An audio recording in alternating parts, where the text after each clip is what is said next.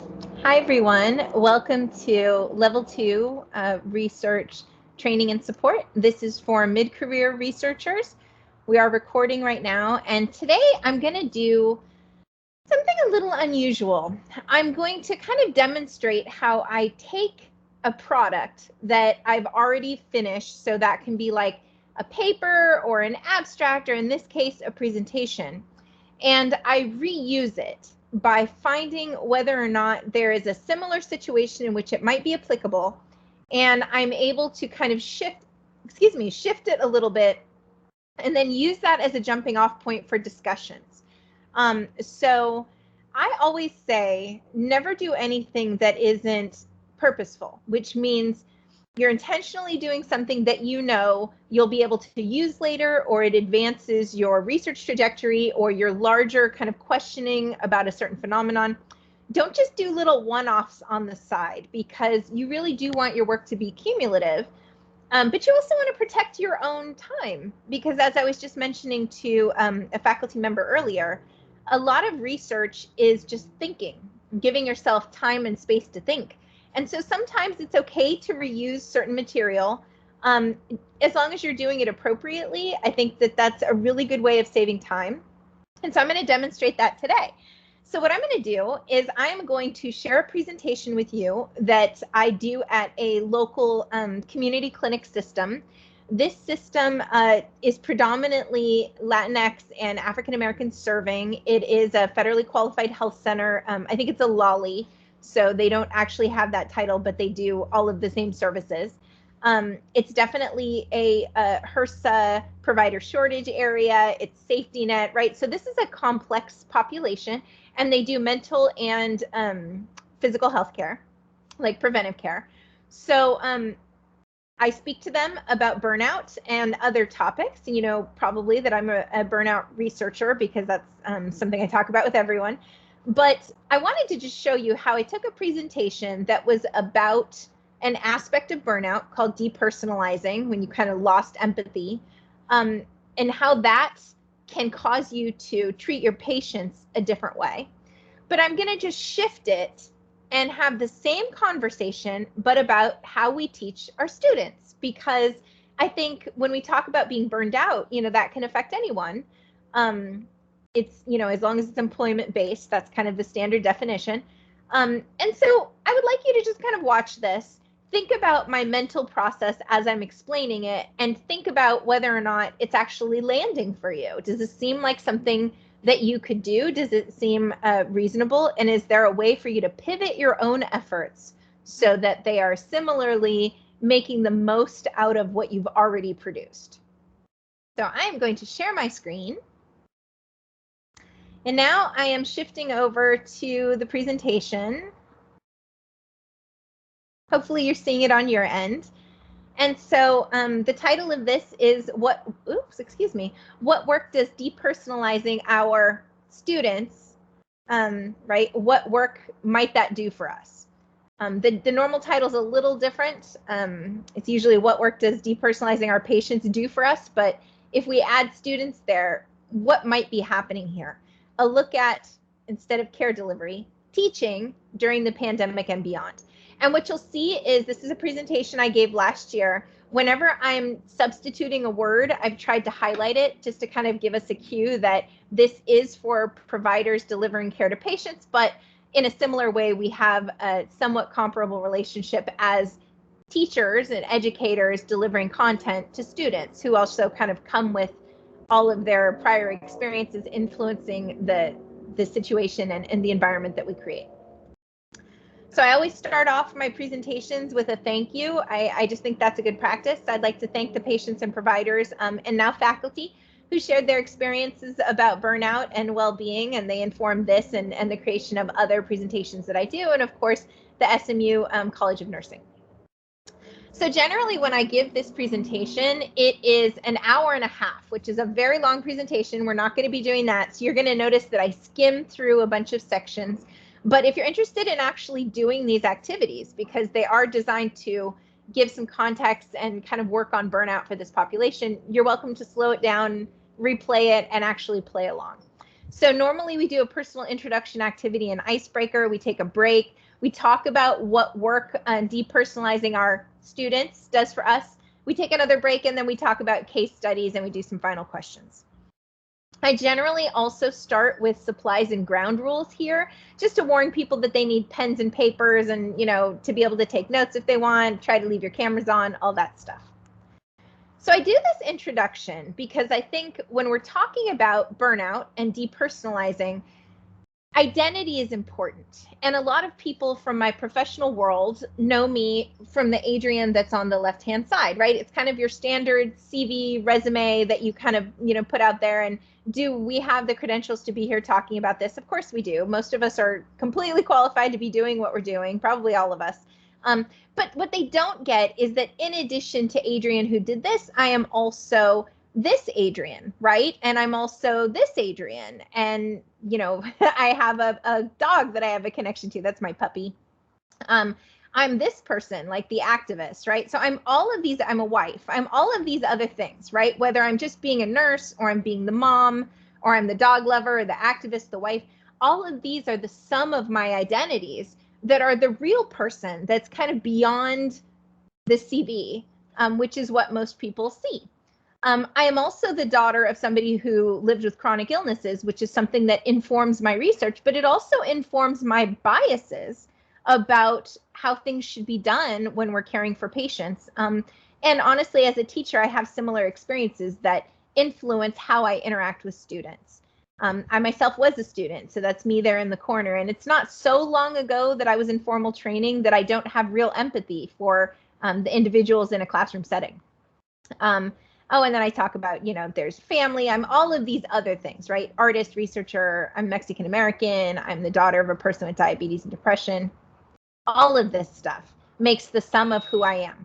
So to talk about some assumptions that are related to this presentation, we really need to look at identity and see how these assumptions are going to be built into the rest of the presentation and how they grow off of my identity. I believe that identity is a personal and unique reflection of the holism, kind of all of the parts of who we are. If you'll excuse me for a second, I'm going to close that window so that, but it miraculously went off, so that's nice.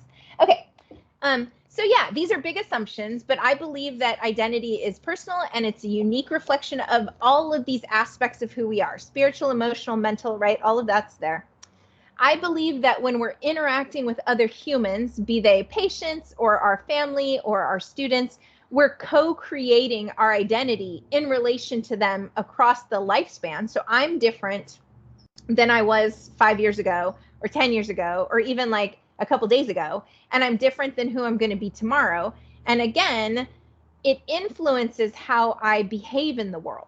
So when I'm a provider, it influences how I provide care. When I'm an educator, it influences how I listen to students who are having challenges or ones that are really excelling. Like, it influences how I move through my world. And so this is the first activity that we normally do in this space, where I ask people, you saw a bunch of words that describe me. It's your turn to think of some words that describe you. And if you'd like, think of 5 pictures that you would drop into these little spaces where it says insert photo here, right? Because you just saw a bunch of photos of me, but I have many, many photos of me, and I chose those ones by design. So you can take note of what would you put there. Are there reminders of important events that you want there? Maybe your graduation or, the birth of your child. Are there daily activities that bring you joy and maybe define you? Who's there with you, right? I certainly had people in my family that were important to me.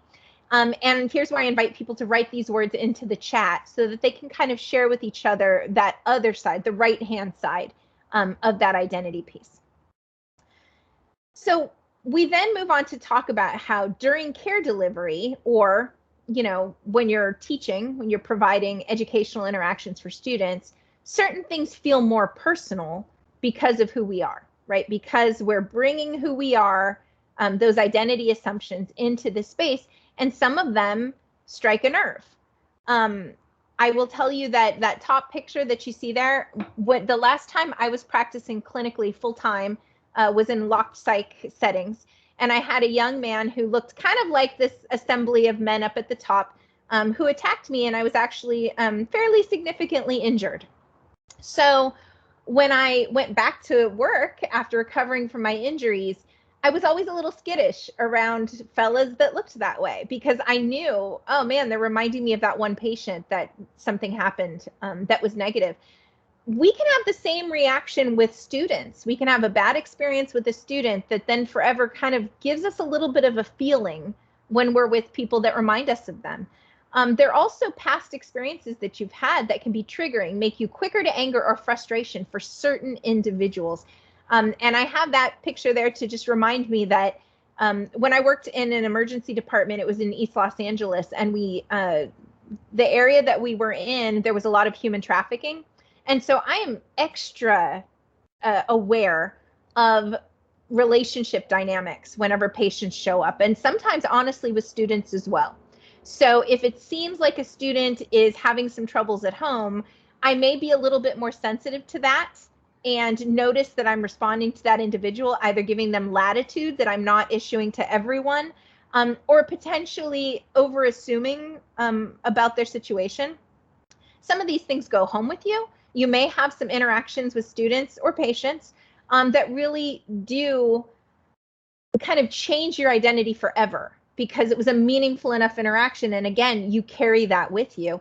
And some of these things, especially interactions with students, can be incredibly rewarding, and they remind you why you do this work, right? Like, I work almost exclusively in neighborhoods with older Latinx folks about chronic illness issues, and it's very heartwarming. It's very touching. The same thing can happen with students. You can have these really important experiences that influence how you teach forever, right? Forever after that. But you also may have all of these other things that might be kind of compromising that situation. So knowing that identity gives us hints about what work depersonalizing our patients does for us. So if the reality is all of these complex emotional reactions are happening based on our own identity and our own past, and if that's true, the same thing is happening for the students, right? They have their own identities and their own pasts, and we are all actively interacting in this space. That's a lot. And you may not have the emotional bandwidth for that. You may not have the actual time for it, which gives you a hint as to why we might start to lose empathy in some of our interactions with, in this case, students. So this is where I play another icebreaker game where I want people to really disclose. Sorry, it's kind of loud. I want people to see how comfortable they are disclosing. Apologies. And so I have.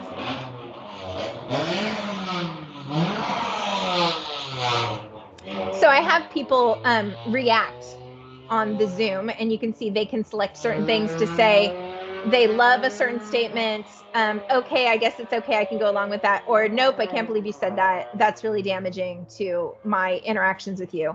And I like people to recognize how our phrasing and interactions can affect the receiver, which in this case would be the student. So just to kind of jump on this, did you gain weight over the pandemic? I've had so many people talk to me about this. And having somebody ask me that right out makes me feel a kind of way.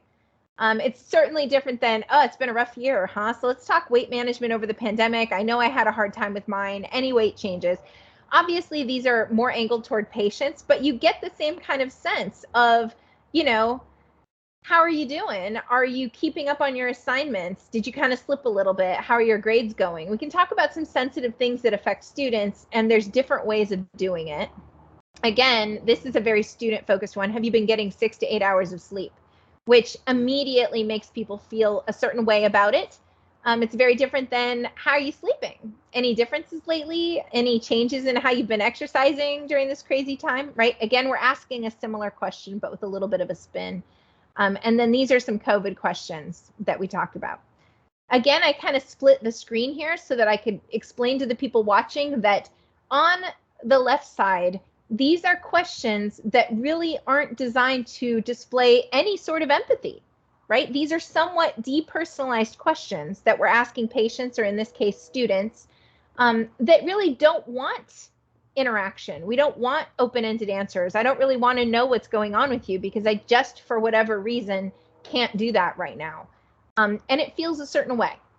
Whereas on the other side, there are sentences that are explicitly building in my own emotional feeling and reaction, and I'm willing to share with you while we go through these. And again, this is just part of the, is it easier some days as a teacher, right, as an educator, to use the questions on the left, right? It's certainly, as a nurse, I can tell you there are some days when the left side is all I can do for you. And it's important for me to understand now that I'm in an academic environment, am I doing that same sort of triaging for students?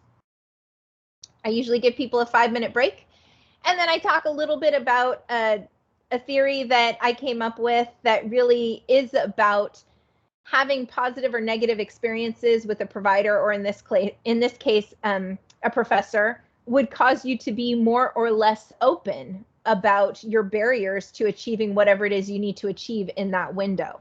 I'm not going to get into this too deeply, but now that I look at it, I kind of think I could potentially spin off some version that has to do with education. I think it's possible.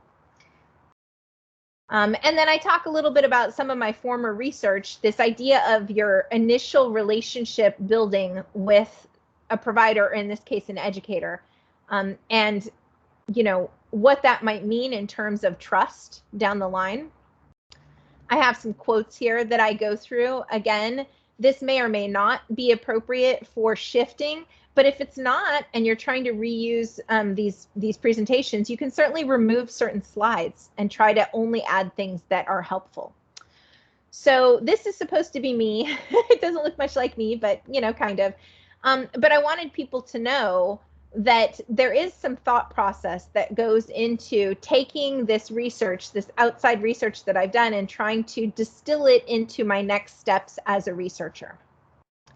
And so here we move on to the section that I think is eminently applicable as an educator in an academic setting relating to students. This idea that burnout is really hot right now because so many people are feeling its effects. And when we talk about depersonalizing or losing empathy, I talk about burnout because that is a major aspect of being burned out. So burnout is a psychological syndrome that occurs among professionals in challenging situations, certainly what our educators are going through right now, not just at SMU, but at every level. This pandemic has been prolonged and incredibly challenging.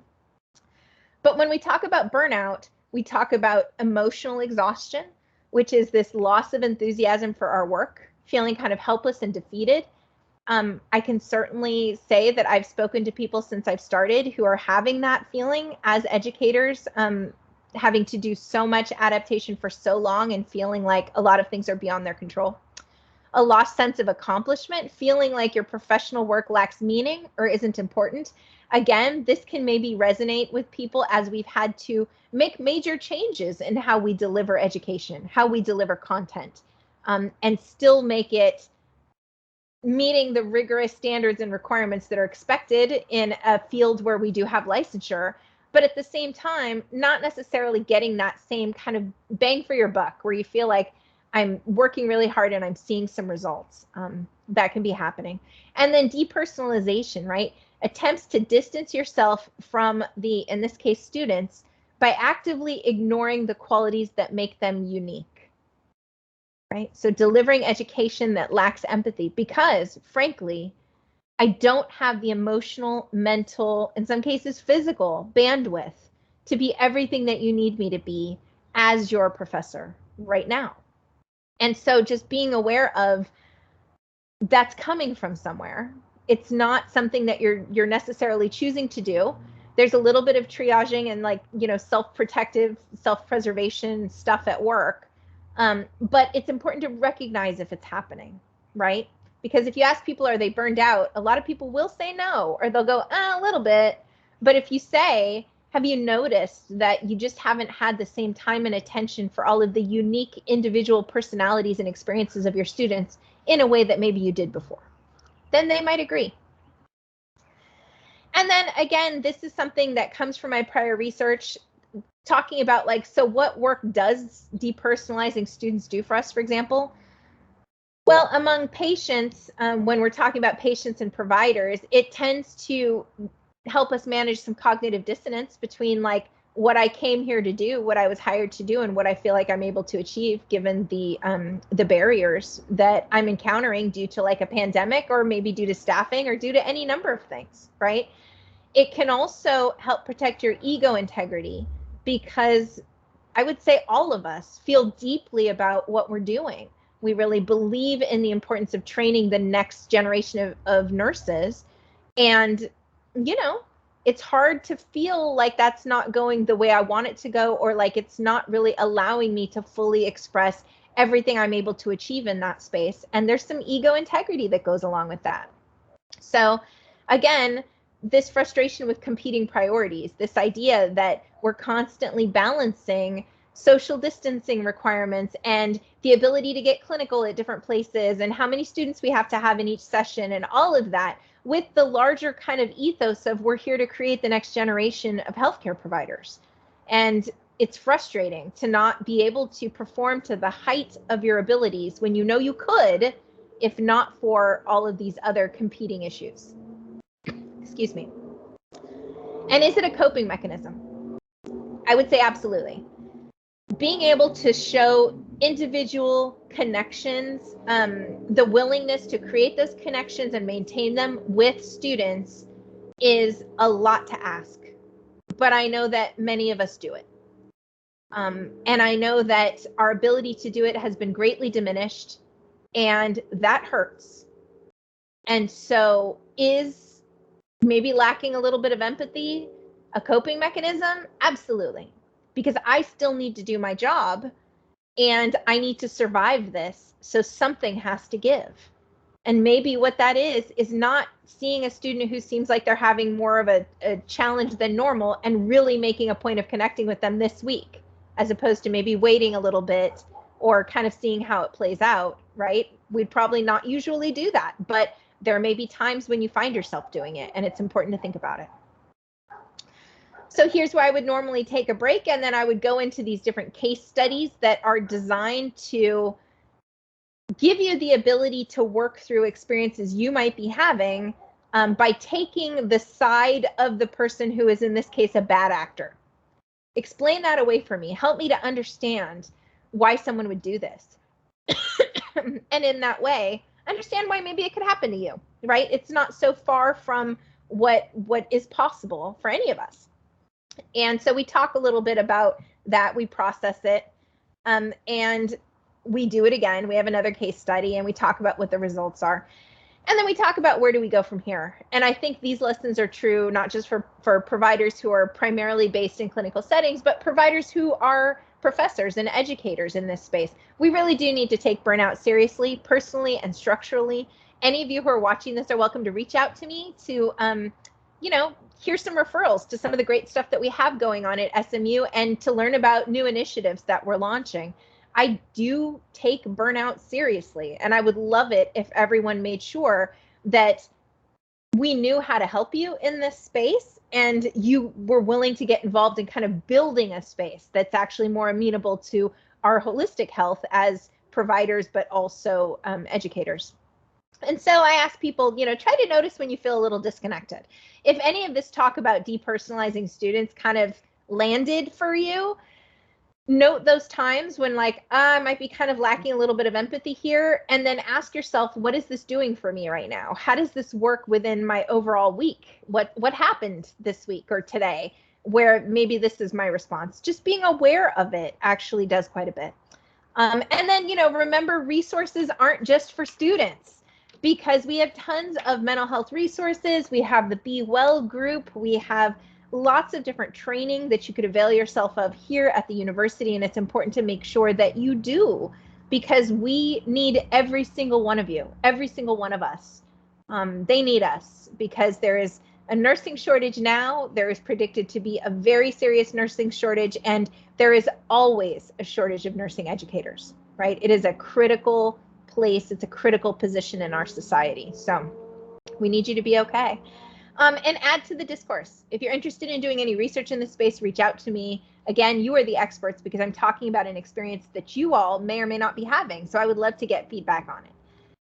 And that's basically how it goes. I ask for comments and questions. I thank everybody. I'm going to go back to my screen and stop presenting. But this is an example of how I took a presentation that I used for a different population.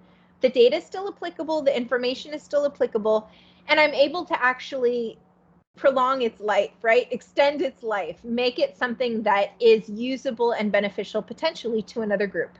I would love to hear your feedback on it. I'm going to post this in our, the normal files that this lives in the CON Research Current Teams folder that we have.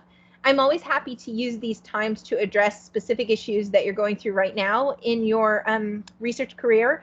But when we don't have individuals that have specific challenges they're facing, then we do these sorts of recordings. And so I'm always happy to really angle these presentations to meet whatever needs it is that you're having as a researcher. So anyway, thanks for tuning in, and feel free to connect with me as you'd like, but I appreciate the support.